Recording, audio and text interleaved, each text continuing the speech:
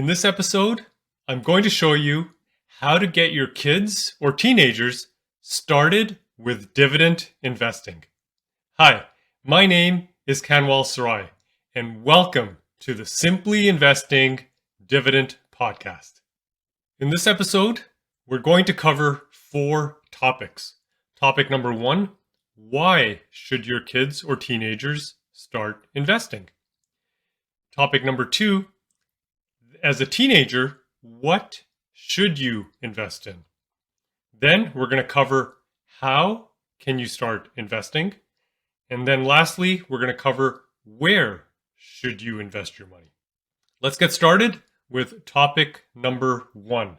Why should your kids or teenagers start investing? And the biggest answer you're going to get if you ask that to your children is the same answer you'll get when you ask investors. Why do we as investors invest? And the number one reason is to earn money. Now, why do you want to earn money? Now, there's lots of reasons for that. You're going to have your own personal reasons for that. But as a teenager, as a youngster, I'm going to get to the reason of why, but there's a lot of additional benefits that come from starting to invest when you're young. So one of the things is you will learn how to manage your money, and you are going to get comfortable with money as you start investing. You're going to learn patience and discipline when it comes to investing. You're also going to learn how investing can grow your money over time. And with additional money, you can then also help others. I know a lot of teenagers who are passionate about different things, whether it's the climate, whether it's helping society. So with additional money that you're investing, you can then donate to charities, for example. And that's a way of helping others. And then ultimately, for teenagers especially, and I guess even for adults, is to be able to pay for things. So whether it's clothing, shoes, pay for an education, pay for travel, the more money you have, the more you'll be able to do any of these things, to do all of these things. Essentially, at the end of the day, being able to earn money from your investments is going to give you freedom and independence over time. Now, another reason to start investing early, especially if you're a teenager and you're watching this, and I hope you are, for any parents that are watching this, bring your kids over, bring your teenagers over, and watch this episode together. So another reason to start investing early for teenagers is because of one huge benefit that you have as a teenager over any of the adults. And that biggest benefit is the benefit of time. And I always say this in all of my videos and in my courses, the earlier you start, the better off you will be when it comes to investing, especially in dividend stocks. And as a teenager, your biggest benefit is time. Because you're young, you can invest for a much longer period of time in the stock market. Now, there's 3 things you need to be a successful investor. Number 1, you have to have knowledge of how to invest and what to invest in. And I'm going to cover that in today's episode. Number 2, money. It takes money to make money. The more money you have, the more you can invest and the more money you will make. Now, as a teenager, you're probably not going to have a lot of money when you're starting off, especially when you're young. But the biggest advantage, which I already mentioned, but I'm going to mention it again, is time. The earlier you start, the better off you will be as an investor. Now, let me give you an example in case you might not be convinced. Why is time so important? So let's take a look at this example of starting early versus starting later. So we're going to look at an example with Jack and Jill. So Jack starts investing at the age of 25 because he's waiting until he finishes school and gets a job and starts his career. And so he's going to start investing at the age of 25. Jill started investing when she was a teenager. So she started when she was 15. And we're going to get into how much money you need to start and all that. And believe me, it's not a lot, but for now, let's just stick with our story here. So Jack starts when he's 25. Jill starts when she's only 15 years old. Now, in this example, we're going to keep it simple. So we're going to assume the annual rate of return over the long term is 10%. And that's pretty much in line with the stock market return. If you look at the entire history of the stock market, the last 75, 80 years, you'll see that overall the rate of return has been anywhere from 8.5 to 11%. So, or 12%. So we're going to take 10. So overall average annual rate of return, 10%. So it's the same for both Jack and Jill. They're going to earn 10% over the long term. Now, Jack, because he's 25 and he's older, is able to invest $100 a month. Now, Jill is only 15. She doesn't have as much money. She's going to start by investing $80 a month. Now, at the age of 65, Jack will have invested over the last 40 years. So if you take $100 a month, multiply it by 40 years, you can see that Jack has invested a total amount of $48,000. Now, Jill started when she was 15, so she's investing for 50 years. So when she turns 65, she's had 50 years to invest, a lot more than Jack, but she's only investing $80 a month. So if we take $80 a month, multiply it over 50 years, you can see that Jill is also investing $48,000 total. So both Jack and Jill have invested the same amount of money. The only difference is Jill started when she was 15, Jack started when he was 25. Now, can you think or guess at how much money they will have at the age of 65? Jack will end up with a total portfolio worth a little over $500,000. So $531,000 portfolio. So that's pretty good, but take a look at how much Jill's portfolio is going to be worth. When she turns 65, her portfolio will be worth over $1.1 million. That is a huge difference. In fact, the difference is almost $600,000. $586,240 to be exact. So that's over $500,000. And the only difference is Jill started investing when she was early. So I'm trying to emphasize this point because it makes a huge difference. And the numbers are even much bigger as you progress through your career in your 20s, in your 30s, in your 40s, and you start investing more money. The difference is going to compound. And the benefit here is compound investing. I mean, you're taking your money, you're investing it every month, you're reinvesting the dividends, which we're going to get to in a minute. And that is how Jill ends up with $1.1 million portfolio. Jack ends up with a $500,000 portfolio. So very important, start early, the sooner, the better. The other thing I want to touch on is investing versus buying stuff or buying things.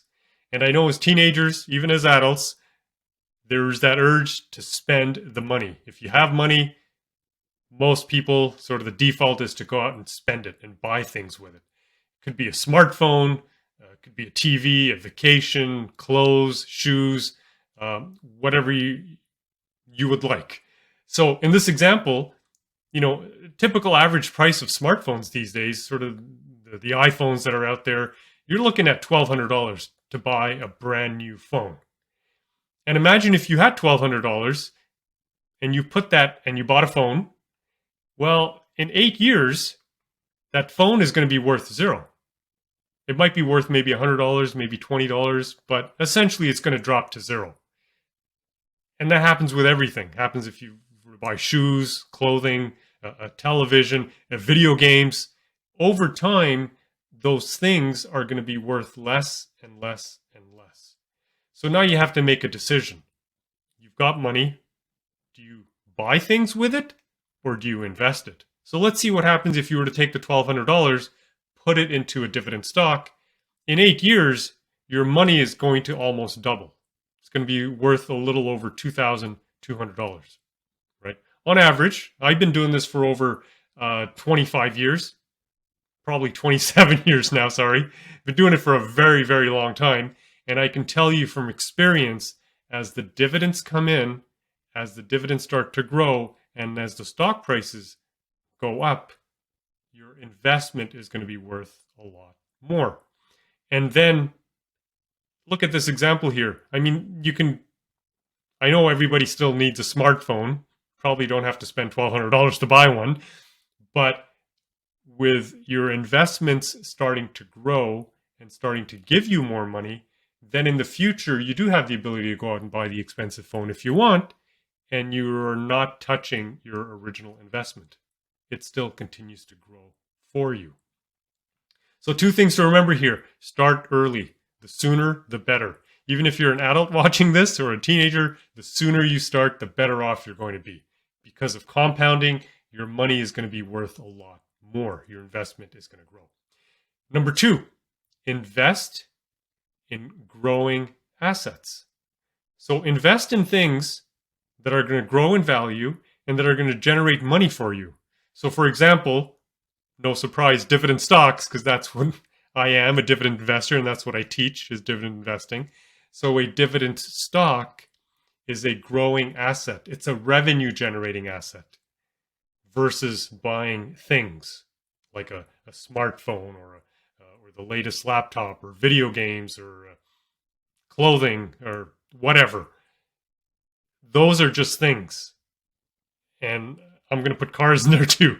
They're just things and they depreciate over time, whereas dividend stocks will grow over time. So 2 things I want you to remember from this slide is start early, and number 2, invest in revenue generating assets that are going to grow. All right, let's get to our next topic. As a teenager, what should you invest in?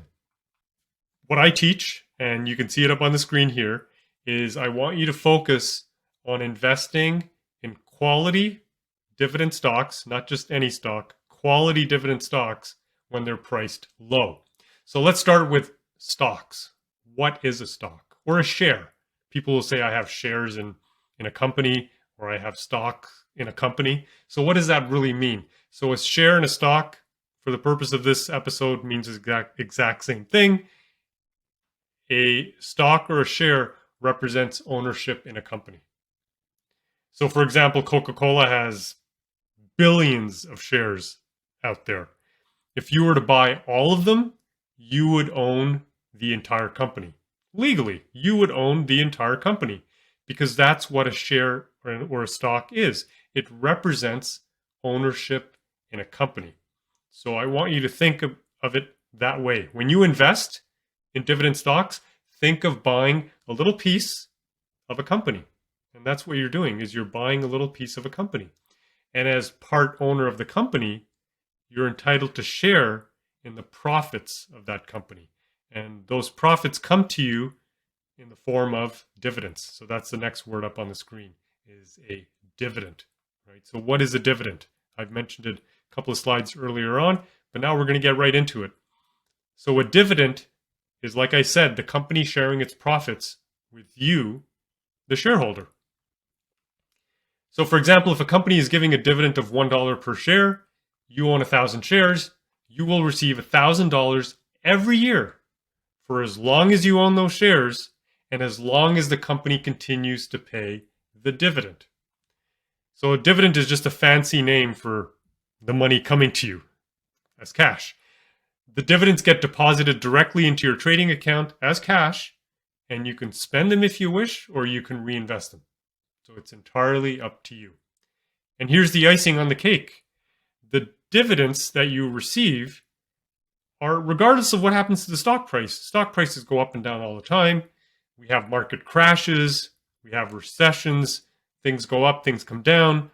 But dividends, and you're going to see in a couple of minutes why, the dividends will keep coming to you as long as you own those shares. And you don't have to do any extra work. As long as you hold on to those shares, as long as they're under your name, you will receive those dividends as a shareholder. So now let's take a look at some real life examples. So you can see 3 companies on the screen here. Apple, today, as of this recording, has an annual dividend of 96 cents per share. Coca-Cola has a $1.84 dividend, and McDonald's has a dividend of $6.08 per share. Now, you might be looking at these numbers and thinking, well, I can't get rich off of these numbers. This is not a lot of money. In the case of Apple, they make great products, love the iPhone, but if you take a look at their dividend, it's 96 cents. Now, it's 96 cents per share per year. So you have to hold on to those shares for a year just to get the 96 cents. So now it doesn't seem like a lot of money, but over time, it makes a huge difference. So let me give you a real life example. So let's say you purchased 100 shares in McDonald's. We're going to stick with McDonald's in this example. So you purchased 100 shares in McDonald's back in 2005. Well, back in 2005, the dividend was 67 cents a share. So in the first year, you made $67 in dividends. The dividend got increased every single year. So we're going to jump to 2010. The dividend was $2.26. In that year, you now made $226 in dividends. So remember, we started at $67. Now we're making $226. Now the dividend kept going up. In 2015, it was $3.44. Dividend kept going up, and it kept going up. The dividend today, as of this recording, is $6.08 per share. So remember, you still own the 100 shares in this example. You haven't sold any shares. You haven't bought any more. You just hold on to the 100 shares. In this year, you will make $608 in dividends. Now, this is incredible. The dividend has gone up since 2005, has increased by more than 807%. So what happens every time the dividend goes up? You make more money. There's more money in your pocket. So you start off with this much money in your pocket, then the dividend goes up, so you make more. The dividend goes up. Every time the company increases its dividend, you are making more money. In fact, in this example, since 2005, those 100 shares that you bought back in 2005 would have given you over $6,200 in dividends. What was your original investment? How much did you originally put in to buy those shares? Well, you can see it up on the screen right there. 100 shares, and the price at the time was $27.75. So your total cost, your total investment was $2,775. However, the company has given you over $6,200 in dividends. So that's incredible. You have more than doubled your investment just from the dividends. And you still own those shares. Now, if we add up the cost of the shares today, which they're trading at, I believe they're at over $282 a share. So if we add in the cost of the shares today, plus the dividends received since 2005, your total investment today would be worth over $34,000. So that is incredible. You started off with $2,775 investment, and today it is worth over $34,000. So that is the power of dividends. McDonald's. Coca-Cola also has an impressive record. I'll get to it in a second. McDonald's has increased dividends consecutively for the last 46 years. Now, Coca-Cola, I believe, is at over 52 years of consecutive dividend increases. Think about how many market crashes we've had in the last 46 years, in the last 50 years, how many market downturns we've had, but yet companies like these have continued to raise their dividend every single year. And every time they raise it, that's more money for you. Now let's finish off our last part of that sentence, which was investing in quality dividend stocks when they're priced low. So why do you want to buy a stock when it's priced low? So stock prices go up and down all the time. And you can see it up on the screen here. We have an example of a stock that's gone up and down. When the stock price is low, historically low, the shares are at $14. When it's historically high, they're at $51. There's no point in buying this stock at $51 a share, or even at $49 or at $60. Why? Because it is already high. If you buy it at that price, the chances of it going even higher in the future are slim because the stock is already historically priced high. So that's how we want to buy it when the stock is low. If you can buy it at $14 and then eventually a couple of years you can sell it at 51. So that's how you can make a profit. The other benefit as a dividend investor is when the stock price is low, I can buy more shares. So remember, the dividends are paid based on the number of shares you own. So if you can buy more shares when the stock price is low, you can make more money in dividends as well. So how do you know when you're looking at a stock if it's a quality stock? And how do you know if it's priced low? Well, to help you answer that, I've created what I call the 12 rules of simply investing. You can see all the rules up on the screen here. I'm not going to read them out just yet. I know some of you are listening to the audio version. I will read the 12 rules, but a little later in the presentation. So for now, just know that these rules are here. Think of it as a checklist. Before you invest in any company, make sure that it passes all of the 12 rules on the screen. Okay, like I said, I'm going to come back and read those out for you a little later in the episode, but let's continue with our third topic. As a teenager, how can you start investing? So the one thing you need to know is the concept or the type of account you need. I think it's a better way to put it, is a trading account. So it's similar to a bank account. You can put money in the bank account and you can take money out. In a trading account, you can do the same thing. You can put money in the trading account, you can take money out of the trading account. The biggest difference is in the trading account, you can buy, hold, and sell shares. So stocks and companies.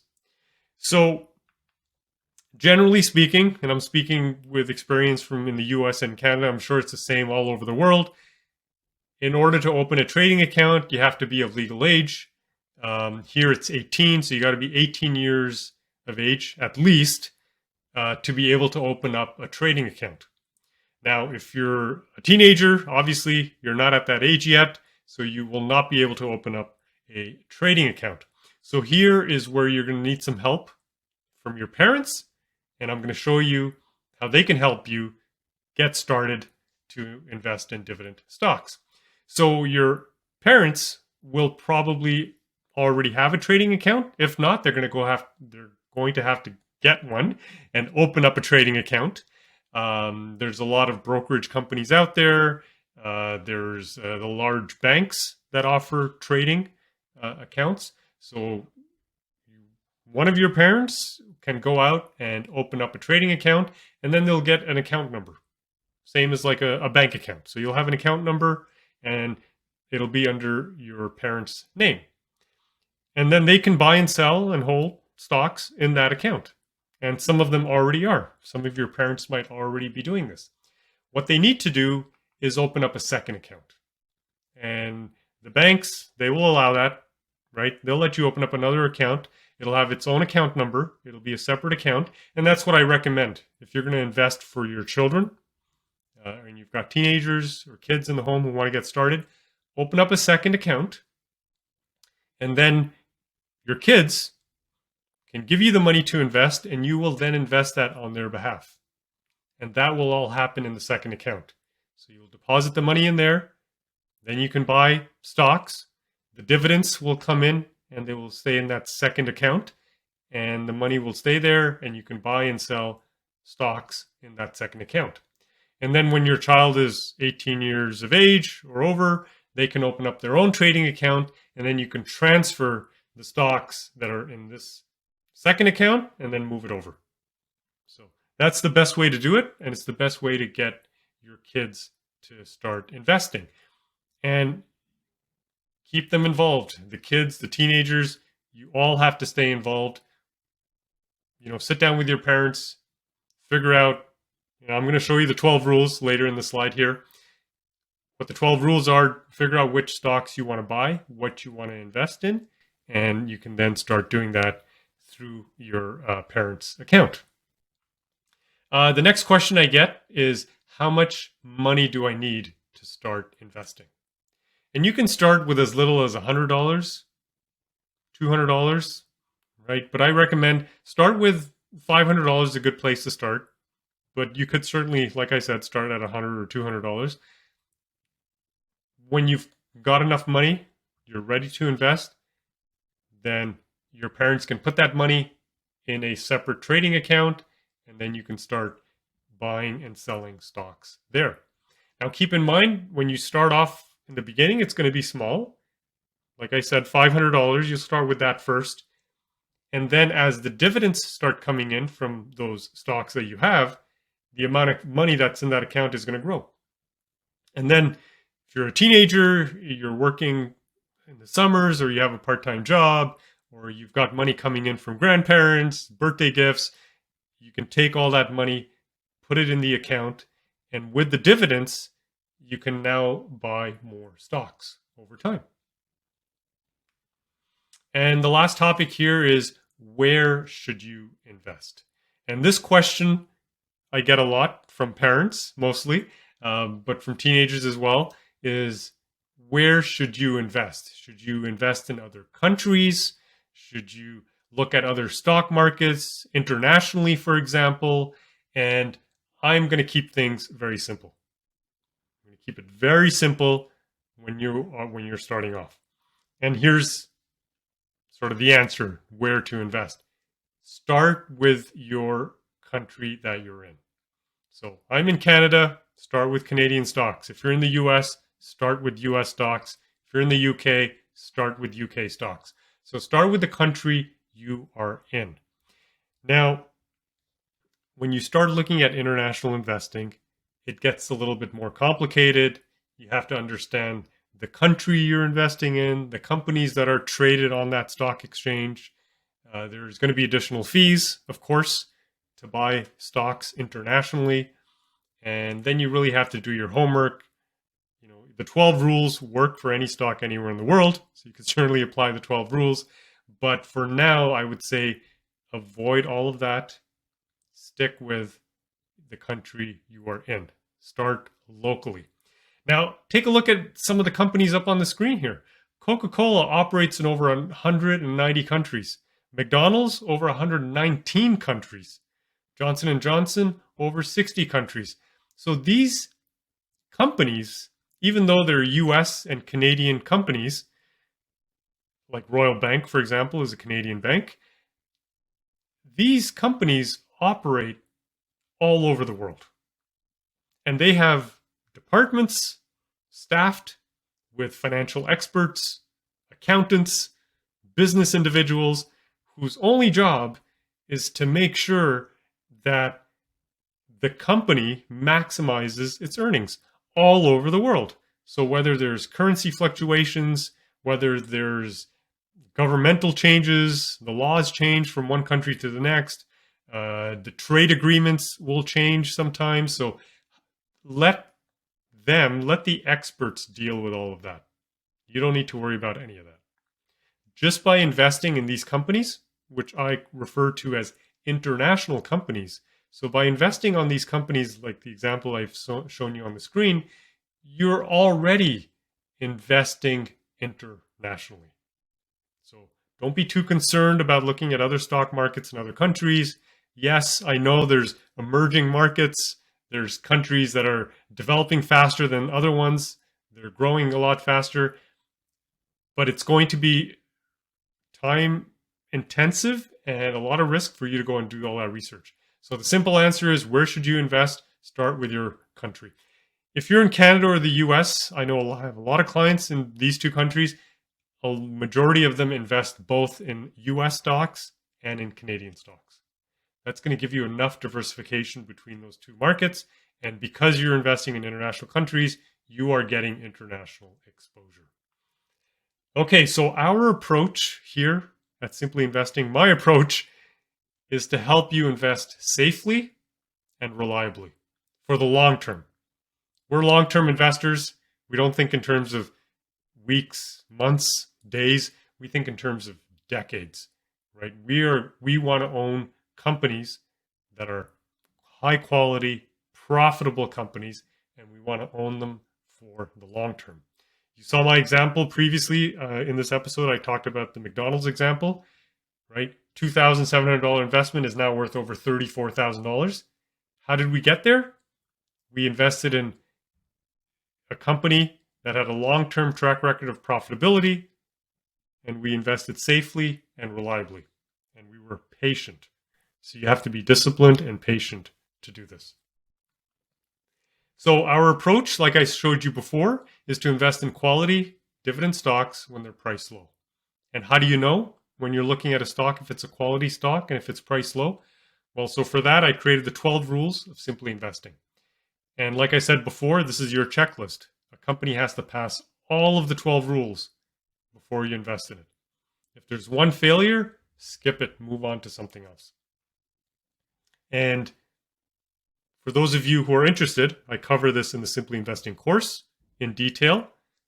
We also give you a Google sheet, a spreadsheet that you can fill out, and then you can apply the 12 rules to any stock anywhere in the world. And we have a self-paced course that I've developed, and we take you through the 12 rules. Now, for those of you that are listening to this podcast, I'm going to go through the 12 rules right now. Rule number 1, do you understand how the company is making money? If you don't, skip it. Move on to something else. Rule number 2, 20 years from now, will people still need its products and services? Right? We want to invest in companies that are going to be around for the long term. If not, skip it. Move on to something else. Rule number 3, does the company have a low-cost competitive advantage? Rule number 4, is the company recession-proof? Rule number 5, is the company profitable? Rule number 6, does the company grow the dividend? Right? We're dividend investors. We want to see the dividend going up every year. Rule number 7, can the company afford to pay a dividend? If not, skip it. Move on to something else.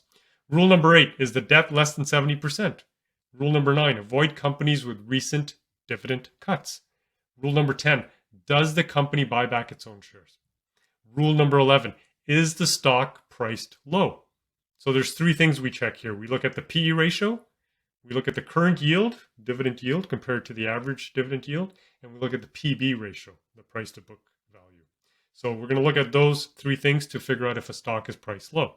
And rule number 12 has nothing to do with stocks, nothing to do with looking at financial data. Rule number 12 says, keep your emotions out of investing. So stay disciplined and patient. We are going to have stock markets that go down, recessions, but you have to have the patience to ride out that downturn and then wait for the market to come back up again. Now, in the meantime, while you're just holding on to your shares, you are getting paid. The company is paying you a dividend for owning shares. And that's the great thing with dividends. Without the dividend, you're only hoping for the stock price to keep going up forever. And hope is not going to cover your expenses and the things you want to buy with money. Dividends can cover that. For those of you that are interested, let me just finish off the last slide here on the course itself. The course comes in 10 modules, so we cover investing basics, cover the 12 rules, show you how to apply the 12 rules, show you how to use a Simply Investing platform.